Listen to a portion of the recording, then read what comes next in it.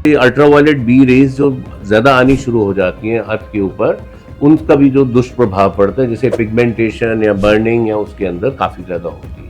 Pollution के अंदर जो है ना पार्टिकल्स जो मात्रा है बहुत ज़्यादा बढ़ जाती है एटमॉस्फेयर में, जो कि स्किन के पोर्स को बंद कर देता है। और ये एक वन ऑफ द मैकेनिज्म है जिसकी वजह से एक्ने प्रोडक्शन होता है। वो तो है कि हमें सांस नहीं आता तो हमें लगता है कि हाँ वाकई पोल्यूशन हो गया, लेकिन स्किन के इफेक्ट बहुत ज्यादा होते हैं और जो कि बाद में नजर आते हैं। अगर अंदर की बॉडी आपकी स्ट्रांग है तो स्किन भी बड़ी आपकी स्ट्रांग रहेगी, सीधी सी बात है।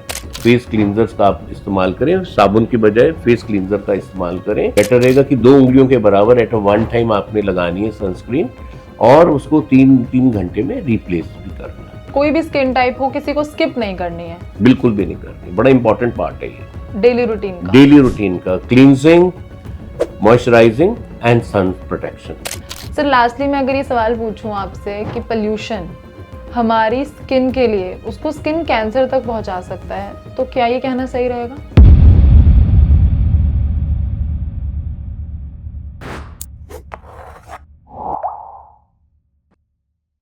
नमस्कार, आप देख रहे हैं हेल्थवेयर मीडिया। मेरा नाम है आंचल सनोरिया।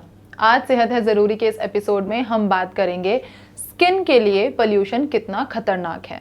और इस टॉपिक पर बात करने के लिए हमारे साथ मौजूद हैं अपोलो हॉस्पिटल के senior dermatologist doctor DM Mahajan. Welcome sir, welcome to Healthware Media. Sir, pollution इस वक्त दिल्ली NCR में चरम सीमा पर है। पोल्यूशन का सिलसिला दिल्ली में वैसे भी लगा रहता है, तो इस कंडीशन में आप अपनी स्किन को कैसे प्रोटेक्ट करें और स्किन के लिए किस तरह ये प्रॉब्लमेटिक हो सकता है, सर उस पर आप क्या कहेंगे? देखिए, स्किन बॉडी का ऐसा ऑर्गन है जो डायरेक्टली एटमॉस्फेयर के साथ कांटेक्ट करता है। सबसे बड़ा ऑर्गन है और सबसे ज़्यादा उसका इफेक्ट एटमॉस्फेयर में ही आता है।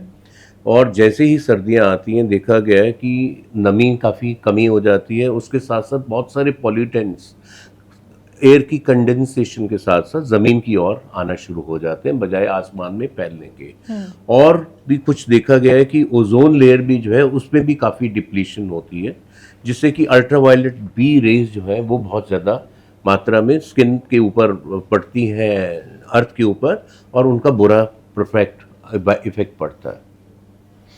तो सर क्या ये जो चेंजेस आते हैं एनवायरनमेंट में या पोल्यूशन में, ये स्किन को सोराइसिस, एक्जिमा, इस तरह के प्रॉब्लम्स दे सकते हैं? ये काफ़ी देखा गया है कि इन चीज़ों को काफ़ी ज़्यादा इंसिडेंस या होने में काफ़ी ज़्यादा देखा गया कि ये बढ़ोतरी होती है।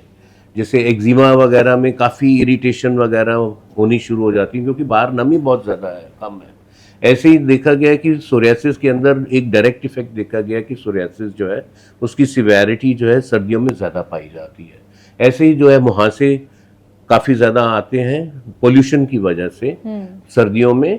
और भी देखा गया कि जैसे अल्ट्रावायलेट बी रेज जो ज़्यादा आनी शुरू हो जाती हैं अर्थ के ऊपर, उनका भी जो दुष्प्रभाव पड़ता है, जैसे पिगमेंटेशन या बर्निंग या उसके अंदर काफ़ी ज़्यादा होती है। सर अगर हम बहुत ही कॉमन प्रॉब्लम्स की बात करें कि एक्ने प्रॉब्लम बहुत ही कॉमन प्रॉब्लम है स्किन की, पिगमेंटेशन, ऑयली स्किन हो या ड्राई स्किन हो या फिर सेंसिटिव स्किन हो या फिर कोई भी स्किन टाइप हो, ये प्रॉब्लम कॉमन है और सबको फील होती हैं, सब इस चीज़ को एक्सपीरियंस करते हैं। पोल्यूशन इस चीज़ में अपना योगदान कैसे बढ़ा देता है?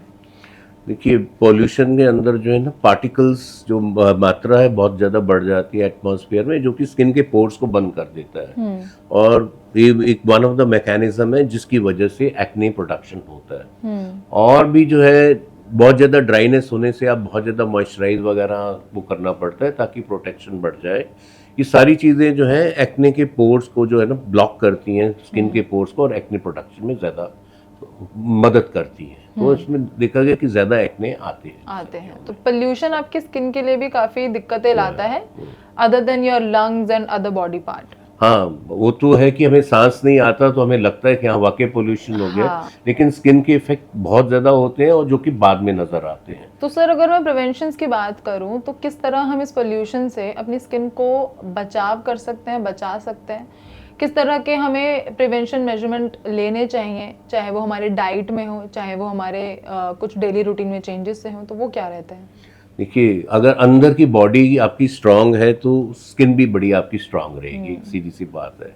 इसलिए खूब विटामिन्स हैं, ओमेगा फैटी एसिड्स आप लीजिए, साथ साथ जो है ट्राई करें कि ऐसे एटमॉस्फेयर से बचें। घर के अंदर रहते हैं तो एयर प्योरीफायर्स का यूज़ बहुत ही कामदार है। इसके साथ साथ देखा गया है कि स्किन की जो है क्लींजिंग बहुत ज़रूरी है।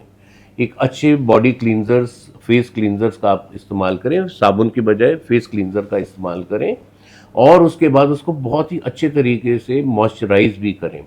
और जो थर्ड और इम्पॉर्टेंट पार्ट है वो कि सन प्रोटेक्शन, सनस्क्रीन जो SPF 50 के करीब कम से कम आनी चाहिए, और वो कम से कम दिन में 3 दफ़ा लगानी चाहिए, 3-3 घंटे के गैप से, क्योंकि इसका असर तकरीबन 3 घंटे तक ही रहता है। और एडुकेट क्वांटिटी में, वो ये नहीं कि ज़रा से लगाई and you think it is over, no, it's just an eye wash.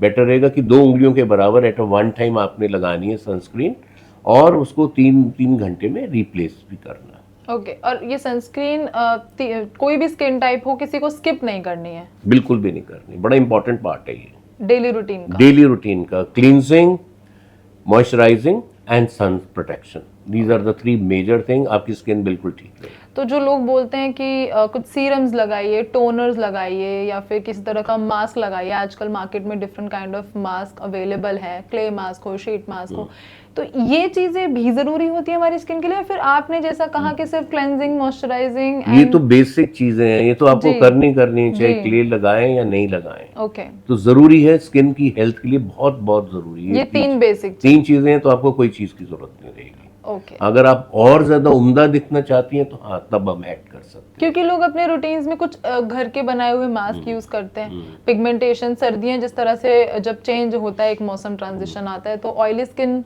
को भी एक प्रॉब्लम देखने मिलती है। ड्राई स्किन भी काफी ज्यादा एक इरिटेशन उनको फील होती है, और पोल्यूशन उसमें और ज्यादा अपना योगदान दे देता है। तो ये चीजें तब भी आपके काम आएंगी, आप ये कह रहे हैं? बिल्कुल 100%। एनी कंडीशन देते हो, बेसिक्स हैं। सर लास्टली मैं अगर ये सवाल पूछूं आपसे कि पोल्यूशन हमारी स्किन के लिए, उसको स्किन कैंसर तक पहुंचा सकता है, तो क्या ये कहना सही रहेगा? बढ़ोतरी कर सकता है, उसके इंसिडेंस के अंदर काफ़ी बढ़ोतरी कर सकता है, क्योंकि जैसे हमारी प्रोटेक्टिव लेयर्स हैं, ओजोन लेयर है जो कि अल्ट्रावायलेट रेज को फिल्टर करती है, ऐसे ही जो है ये चीज़ें जो हैं, अल्ट्रावायलेट रेज जो हैं, they are known to increase the incidence of cancer production. तो वाकई पॉल्यूशन में कैंसर की मात्रा जो है काफ़ी ज़्यादा बढ़ने का चांसेस हो जाते हैं। ओके, तो सर अभी मैं इस पोल्यूशन से अपनी स्किन को कैसे बचाऊं, किस तरह के प्रिवेंटिव मेजर्स लूं, वो आप बता सकते हैं हमें? जैसे मैंने बताया कि एयर प्योरीफायर्स ट्राई कि जितना इंडोर्स रहें, मुमकिन नहीं है तो कम से कम चाहे घर में भी रहें या बाहर भी रहें, आपने स्किन को बहुत अच्छी तरह क्लीन करना है, मॉइस्चराइज करना है, और सन प्रोटेक्शन देनी है इरिस्पेक्टिव ऑफ दैट। हाँ, इसके साथ साथ एक चीज़ मैं और बतानी ज़रूरी समझूंगा, क्योंकि आजकल कंप्यूटर्स और हमारे मोबाइल्स का बहुत ज़्यादा रिवाज हो गया है, तो इनसे भी 10% के करीब सोलर एनर्जी निकलती है, which is harmful to the skin. So please, while you are using these gadgets, must use a sun cream. Okay, तो आप कह रहे हैं कि फोन यूज करते हुए भी सनस्क्रीन लगानी चाहिए? जी बिल्कुल बिल्कुल, वो 10% के करीब वो भी रेडिएशन देता है। ओके सर, लास्टली एक क्विक टिप कि आप क्या एक ऐसा एक डाइटरी ऑप्शन बताएंगे कि वो अगर आप ले रहे हैं तो आपकी स्किन बहुत हेल्दी रहेगी? देखिए, डाइट जो कि विटामिन्स में, ओमेगा फैटी एसिड्स में और आयरन में रिच होगा, आपकी स्किन बहुत ही अच्छी रहेगी, ग्लो करेगी।